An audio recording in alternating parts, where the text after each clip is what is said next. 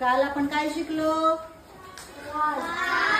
काळ शिकलो का नाही? काळाचे 3 प्रकार शिकलो, वर्तमान काळ, भूतकाळ, भविष्यकाळ. तो तुम्हाला किती समजलं याच्यासाठी ही ऍक्टिव्हिटी आहे. करणे या क्रियापदाचा भूतकाळ काय होईल? केला. बरोबर. काय होईल? बरोबर. वर्तमान काळ काय होईल? करतो. Very good. किंवा करत आहे, दोन्ही चालतं. करत आहे, करतो, दोन्ही वर्तमान काळ. भविष्य काळ काय होईल? करेन, करील, पण शक्यतो करेल. जाणे, कोण सांगेल जाण्याचा भूतकाळ? गेला. बघा, जाणे शब्द पूर्ण वेगळा आहे. जाणे. आपण त्याचं काय केलं? भूतकाळ गेला.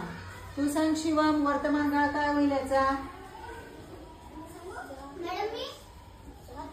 जातो. काय होईल? जातो. आणि भविष्य काळ काय होईल? संस्कार आहे नाही म्हणायचं, जाणार आहे. हा, जाणार आहे पण चालेल. जाईन. काय होईल? जाईन. चला आता येण्यासाठी कोण सांगतंय? हा, यश शिंगे. आलो. बरोबर. आलो. वर्तमान काळ येतो. मुलींसाठी येते. बरोबर. आणि भविष्य काळ येईल. Very good. छान आहे का नाही? गंमत आहे का नाही याच्यात? या क्रियापदावरून तुम्ही पटकन ओळखू शकता कुठला काळ आहे. आता देणे. आता मुलींना सांगा. काय? दिला. एकेकाने बोला. प्रणाली सांग. वर्तमान काळ काय होईल दिलाचा? देतो. Very good.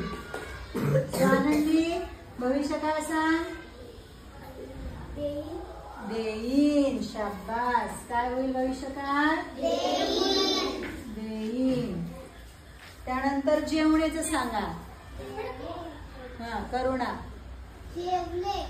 जेवले. बरोबर. लक्ष इकडे द्या सगळ्यांनी. जेवले. आता सांग विहान, वर्तमान काळ काय होईल जेवण्याचा? आता चालू काळ, वर्तमान काळ काय होईल? जेवतो. काय होईल? आणि भविष्य काळ सांग आता मला. जेवेन. जेवीन नाही, जेवेन. ओके. पुढं खेळणे.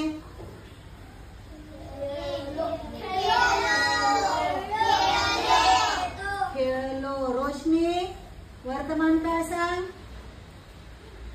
खेळण्याचा वर्तमान काळ आता काय असणार आहे चालू? खेळते. शाबास. आणि भविष्य काळ काय होईल? थांबा, सृष्टी सांगणार आहे. खेळेन. काय होणार? हे शुद्ध भाषेतले शब्द आहेत. तुम्ही काय म्हणता? खेळीन, खेळेल असं म्हणता. करेन, जाईन, येईन, देईन, जेवेन, खेळेन असं बोललं पाहिजे. ठीक आहे. चला घ्या लिहून आता हे सगळं छानपैकी.